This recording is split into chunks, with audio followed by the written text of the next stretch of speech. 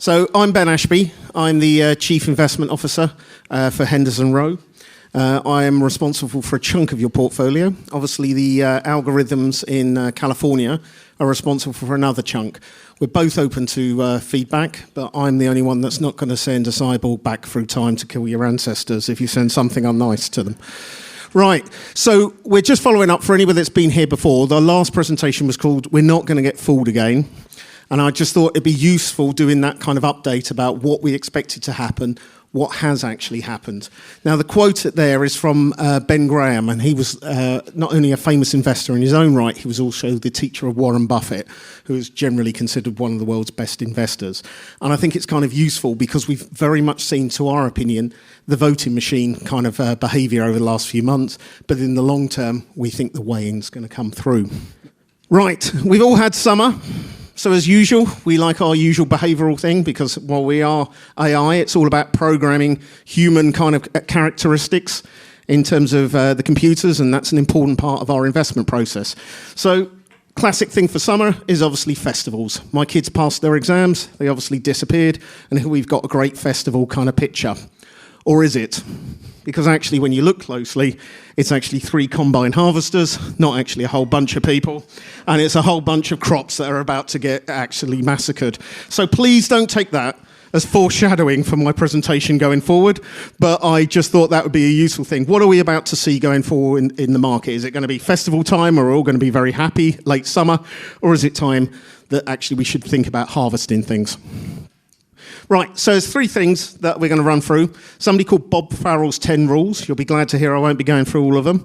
What's currently going on in markets, so we're going to apply some of those rules just to see actually, look, things are holding against time on the sort of methods of looking at the market generally, and basically what we're doing with your portfolio. So Bob Farrell was head of research at Merrill Lynch for decades. I think he started in the 50s, he took over research in the 60s, and he retired at some point in the 90s. He's amazingly still going, but after that enormous long career, seeing all these bull and bear markets, he came up with 10 views of the market, these kind of time-demanded rules about how to think about things. You'll be glad to hear that I won't be going through most of them, but there's 3 that I thought would be very useful just to apply now so we can understand what's going on. Markets are strongest when they're broad, weakest when they are narrow, to a handful of blue chip names. Bear markets tend to have 3 stages: sharp down, rebound, drawn out fundamental downtrend. And when all the experts and forecasts and forecasters agree, something else is generally going to happen. So what's been going on this year? Well, at the beginning of the year, we had everybody agreed we were going to have a recession, and it was going to be soon, and it was going to be a big recession as well. So this is a survey of all the professional forecasters, economists, and other mystics who pretend to be professionals in the US, and they all told everybody that there's definitely going to be a really big recession. And it all started very well. So obviously we started off with a bit of a banking crisis. There's still long-line problems going through. Credit Suisse, well-storied Swiss company, disappeared. And obviously a number of other firms basically went down with it, including Silicon Valley Bank over here. But also in the US, we had a number of other firms like First Republic and Signature. But suddenly it all sort of disappeared. So basically, everybody was expecting a recession, but what they got was a crappy regional banking crisis. Or did they? Well, once again, as you know, because we love our behaviourism, it depends on how you look at things. So I know you all love some audience participation. So this is a basically test. You don't read the word, you read the colour. Now, I am looking for a willing volunteer, which I know none of you are going to do, so I'll embarrass myself in front of everybody else. But we start off with yellow, green, yellow, orange, green, blue, blue, yellow, blue. So it's surprisingly difficult before I humiliate myself more. And the key thing I'm trying to make here is actually really depends on what you're looking at it. So are you looking at the fundamentals of what's going on with the US economy? Are you looking at the fact that suddenly the stock markets have rallied in a very select and narrow way, and actually everything's fine because a few stocks are doing relatively well? So Going back to the original theme, voting machine v weighing machine, it was the most predicted recession in history. The market started the year underweight or even short. So for anybody that was here at the beginning of the year, we made the point that there was the dash for trash. So effectively, all these companies that everybody hated, they'd either shorted it or underweighted it. And so naturally, because the recession didn't turn up on time in the level that people expected, suddenly we saw this whole rash out into the market to try and pick this stuff up. But the key thing to remember is there's two other factors going on. Rate rises have long and variable lags, and the Federal Reserve might be attempting to tighten financial conditions, but the US Treasury is most certainly not. They are determined to get Joe Biden re-elected, and that makes an enormous difference to what's actually going on with the US economy. So the first thing is the market basically rushed out and said, look, the curve's inverted. So basically people are asking for less return on their investments in the longer run than they were in the short run. And that usually means because they expect rate cuts to happen relatively quickly, and effectively the central bank, whether it's the UK central bank or the American central bank, has overhiked. So effectively the market's gambling that it thinks these rates will come down over time. The trouble is, this is a guideline, not a rule, and there is no consistency. First of all, there's not enough observations to say this is an iron law of physics. And the second thing you've got is there's no consistency about how long it takes to occur. So based on previous examples, as you can see there, which is those spikes, and we're obviously the end spike, this potentially could have happened in Q2 this year. Well, it hasn't. Or it actually could take as long as Q2 next year in 24. Perhaps it's even longer this time, and there are reasons to believe why it might be. The first thing is, basically rate hikes weren't particularly that high last year. I know we're all feeling it now, but if we kind of look back Q3 last year, when the market was absolutely having problems, we're around 2.5%, 3% in aggregate across the Western world. The trouble is, most of those bulk of those rate hikes are still to come through, and some of the big asset classes in terms of corporate debt or commercial real estate that we all know has problems haven't even really restarted their financing program yet. And this is particularly acute for the US economy. It's one of the reasons why we prefer it to the UK, because a lot of the debt in the US will take time to refinance, and we have no doubt there will be problems in the future. But as opposed to the UK, most of the US market is not on floating rate mortgages. Most of the US market does not rely on banking loans for their financing. They rely on debt markets, and that gives them a longer period of time. In the UK and in Europe, as we all know, mortgages reset relatively quicker, and a lot of the corporate sector relies on bank loans which are floating rate. So one of the reasons why we are much more constructive on things outside of the UK and Europe in general is because we just think it will take longer to slow down. In the UK in particular, we think you're going to see a lot more marked problems by Q4. The other thing that I highlighted when I was last here is talking about Bob Farrell's rules. You had to have 3 stages to a bear market. And again, a bunch of academics kind of gave you a standard model about what these look like. And we pointed out at the beginning of the year, we think we were somewhere in that echo bubble, that bounce up. And again, very simplistically, if we take the 2 key US stock markets, which is the NASDAQ, which is the tech-focused one, which is a lot more speculative, and the S&P, you can see, again, that general shape continues to hold. It doesn't mean that it absolutely will occur like that, but we are seeing that at the moment. And we also have other evidence that we think is worth looking at in terms of why we're not sure that this is a true new bull market and more like an echo bubble. Largely because a lot of the gains in the US stock market have relied on a very small number of companies. Now, I'm sure you're all going to be impressed with our high quality basically graphics here, but they're calling them the Magnificent Seven. So effectively, there are 7 companies that are accounting for the bulk of the gains in the US market. Just as an aside, I'm really impressed. Everybody else had to have a character name, apart from Steve McQueen, who just turned up in the film as Steve McQueen and shot a whole bunch of Mexicans. So probably considered very cool in the 60s. But anyway, effectively 7 companies are holding up that entire market. So obviously Google, for people that don't know the logos that we've subtly overlaid here, but it's Google, Microsoft, Amazon, Apple, Nvidia, Facebook, Meta, and then Tesla. And the amount of hard work they're doing at the moment is enormous. So we've taken this data just to give you an idea.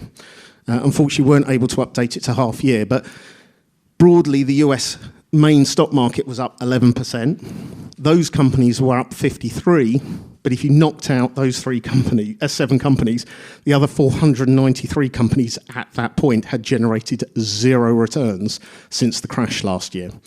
So again, going back to the Bob Farrell rules, markets are strongest, and we're beginning to see a little bit more broadening out, but at the end of the day, it's still those magnificent 7 that basically held up the market.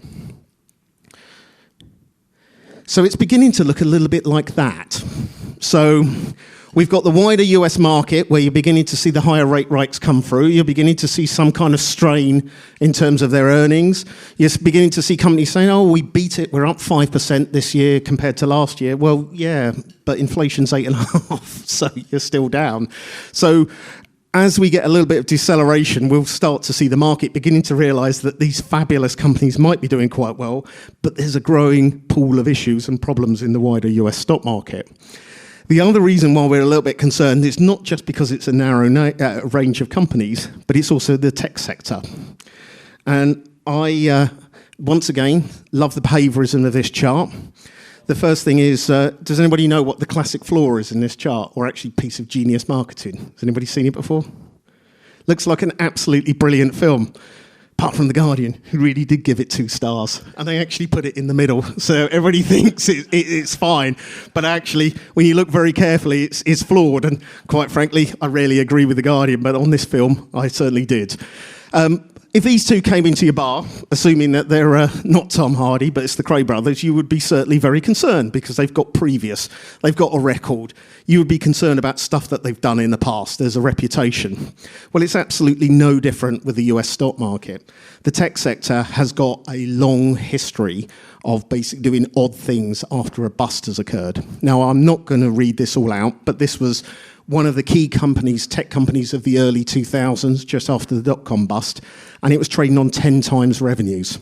And after it had all fallen apart, the former CEO came out and said, look, what were you thinking? At 10 times revenues, this is how much money I have to generate. This is what I have to do to pay you all back. And you thought this was a good idea. NVIDIA, which has been the star performer this year, which is a chip company, is now on 35 times sales. So Sun Microsystems told you were mad at buying their company at 10 times. The market now thinks buying 35 times for NVIDIA is even worse. Also, NVIDIA's got history. So after the dot-com bust, as you can see, it rallied quite aggressively for a while and then absolutely crashed and lost 80% of its value over the following years. Ditto again in the GFC, rallies after the actual crash has occurred, and then has another 80% crash. And this just all assumes that the demand for chips and AI going forward is going to remain fairly consistent.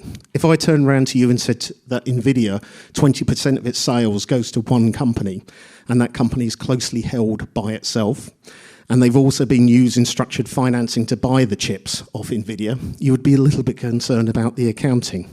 We certainly are. So the point I'm making there is that might be fine, but at 35 times sales, or 42, 44 times sales, if you knock out their one closely held, purchaser, that's a lot of money to be paying for a company with a very volatile history that's about to let a lot of competitors, and also some questions about exactly how they're achieving those earnings.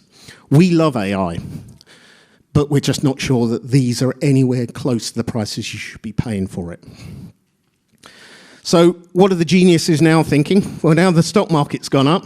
As you can see, most of the major houses are upgrading all their estimates because the stock market's going up, so everything must be fine.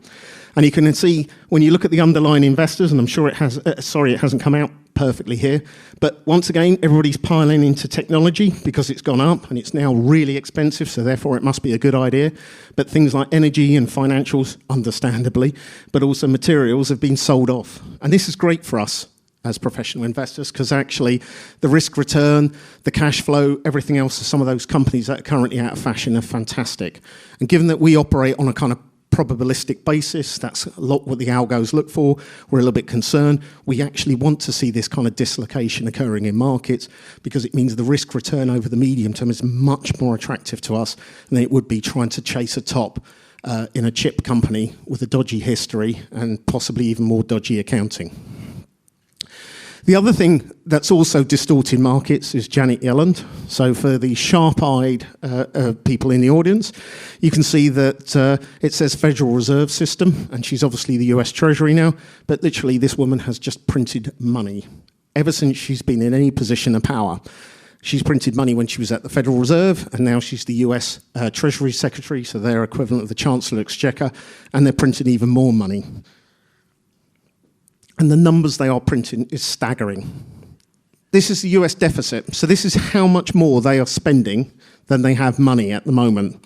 So again, you go back to the big recession of the 1980s, pretty impressive deficit. You had the GFC, one of the biggest crises of all time, huge spending. COVID, huge spending. And actually, they're still printing at the same level. This is enormously stimulative for the US economy. It's completely unsustainable because, as you can see on the other side of things, they're almost at the level of debt than they were in the Second World War, and they're planning to basically borrow even more. In fact, there is no plan to pay any of this back, and that's before you go into a recession. So they're basically spending at the same level as you'd expect to see in a major recession without actually having one, with full employment. It's absolutely reckless. How long does it go on for? We have absolutely no idea, but at the end of the day, we do think that that will support their economy in the short term. And it's all been driven to get Joe Biden re-elected, which is fine. I don't live in that country. But it does mean that we have to think about asset allocation over the medium term more seriously. So the US certainly looks more attractive in the short term. Medium term, I'm not so sure. And that brings us to kind of bonds. So as you know, we've been negative on bonds for some time. And as you can see, over the course of this year, there's been an enormous loss of value for things that are allegedly meant to be safe.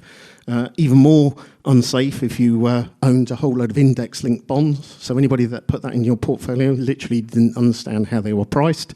But you can see they have gone down aggressively. Now, finally, we think they're beginning to look a bit more attractive. And finally, we think that actually there's bits and pieces that are worth investing in. But it has to be viewed as a tactical thing, because you should see longer term, there tends to be enormous cycles in the rate market where they go through these sort of like 20, 30-year cycles of governments thinking they can spend everything they want and then finding they have to pay the money back over those periods of time. So one of the things you just need to be cognizant of over the next few years is bulk of the interest rates haven't gone up yet. The bulk of the companies haven't been refinanced. Bonds may well be tactical for a period of time, but structurally, particularly government debt, is something that's going to drag on the economy for years. And do you honestly think some of these countries are going to go through austerity? I don't think they will. So I think you'll find that inflation is going to be relatively embedded for a few years. I'm always asked about the UK. As you know, we thought Rishi Sunak would fail fairly spectacularly. That's what the polls are saying. He's about as popular as Boris Johnson was just before he lost his job. Keir Starmer is also doing a fantastic job of underperforming his party as well. The key thing that we just wanted to make from this is the financial situation for the UK is going to be very difficult. We've also got almost certainly a general election next year. That doesn't tend to be very good for UK asset prices. UK asset prices outside the bond universe, actually some of the equities do look very, very attractive. The trouble is we see no catalyst for a repricing. And the two things that the market generally dislikes is left-wing governments, and that's consistent across the world. And so we have a chance of that next year. But the only thing it hates more than that is hung parliaments and political uncertainty, which is also a relatively high probability for next year. So again, we are looking at the UK market, but we think it's much more likely, given the macroeconomic fundamentals, the fact that we'll almost certainly be in a recession by Q4, the fact that they're going to have to fight an election during the middle of a recession that they've largely helped generate is going to make it very, very difficult for any kind of right-wing government to get back in power. That's not a political statement, that's just an investor statement. So we think it's worth probably waiting on all of that.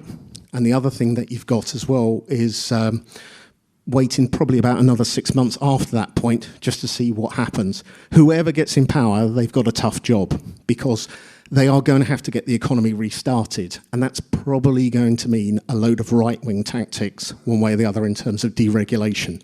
And for no surprise, you can see what's going on at the moment in Europe. We've got this general drift towards right-wing politics. Obviously, Europe is struggling economically, in many cases far worse than the UK, and we're beginning to see this shift. Basically, the centre can't hold. Everything that what people consider as centrist-type politics is growing ever more unpopular, and we're getting this general shift. Will the UK go left or right-wing? I think ultimately it'll probably have to go more right-wing, because once you're at 100% debt to GDP, it doesn't give you a lot of room for manoeuvre to do anything else. So what are we doing? Markets return to mean over the time. We think UK sterling's probably peaked for reasons I've explained. We think it's probably going to get a little bit cheaper because of the uncertainty going forward. Bonds are better priced, but probably structurally going forward, they'll feature a bit lesser in our portfolio. We continue to favour highly cash-generative companies, which is great, but also an awful lot of international diversification. That doesn't mean buying everything, just means spreading your portfolio sensibly outside the market. And as all of you know, we tend to use a lot of AI in our modelling. We'd call it advanced data science, but that's not very fashionable, so we'll call it AI. Both the human element and the computer element absolutely loves the energy sector at the moment, and we'll take advantage of any dislocations and add more risk. Now, final thoughts. Markets undergoing a larger regime shift. High rates haven't gone through. There are going to be more negative headlines. So you could have panicked at the beginning of the year and pulled your money out, and it would have been made a mistake. Over time, markets tend to trend upwards. We have already de-risked your portfolio to a large extent. We do not own a lot of these extremely expensive tech firms. Maybe they do go on for another sort of 12, 18 months.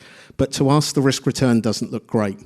Review your wider portfolio. There's still an awful lot more problems to come through real estate, bonds, but also ESG, which, as you can see with the failed auction in the UK recently on the wind farms, is beginning to be questioned, doesn't really work with more expensive capital. It's largely because they're trying to violate the rules of physics, but who am I to question that? The economic policy is actually great for us because it's creating a lot of opportunities. And there are some amazing tech opportunities. One of the reasons why we've been offering more venture capital type deals. Calvin, where are you? Calvin, I'm head of our corporate finance and VC arm, but it's because there is going to be an enormous amount of tech change. It's just, unfortunately, they might not be listed firms at the moment. The UK actually generates some amazing tech businesses. It's just they rarely actually get to the UK stock market. So I'll leave you with that. So anybody that was here before, remember that I basically had to use a stock photo of the Fonz. Now, we all remember who the Fonz is. I couldn't actually use the real Fonz because Arta, where are you, Arta? Arta, our CEO, wouldn't pay for it.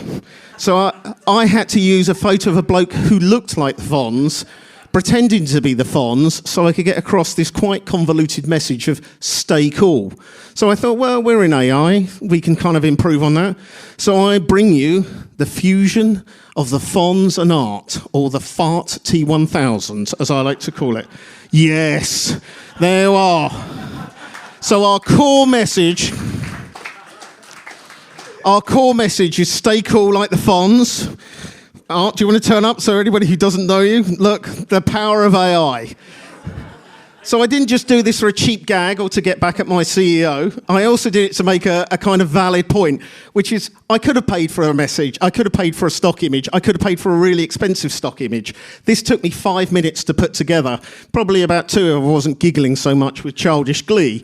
But the key thing is AI is going to be enormously disruptive. There's going to be a whole bunch of industries that are actually going to be seriously disrupted by the ability, like me, a person with the design capability of a house brick, able to put something together in 5 minutes. But it does still have its flaws, and no presentation from ourselves would be valid without me making reference to the sea or my colleagues making reference to the fact that I come from Hebridean fishing stock. So I thought I'd show them through the power of AI. I thought me rising from the sea like Poseidon would be a good way to end this. Yes, look at that. It's just impressive. So I think we can all agree there's some problems with that image. So I turned around to my son and he said, what do you think's wrong with that? Yeah, it's made you look thin, Dad. So that's not the response I was expecting. He's a 9, Lawrence. Have a word with him. It's his mother's side that made him do that. For anyone that's involved in AI, they'll understand absolutely what's gone wrong here. There is no consistent image to Poseidon. So the computer broadly knows the concept of Poseidon. He'll be holding some kind of trident in his hand. He'll be coming from the waves. This is kind of what he looks like. The trouble is all the training data I gave it for me always has me wearing a suit. So while we know there's an immediate problem with this image and it hasn't worked properly, the computer does not. So just remember, to err is to be human, but to really screw things up requires a computer. So while AI is going to change the world, it's going to take a little bit period of time, and there's probably going to be a lot of flaws and faults on the way. And with that, that's all of my presentation done, apart from the usual disclaimer.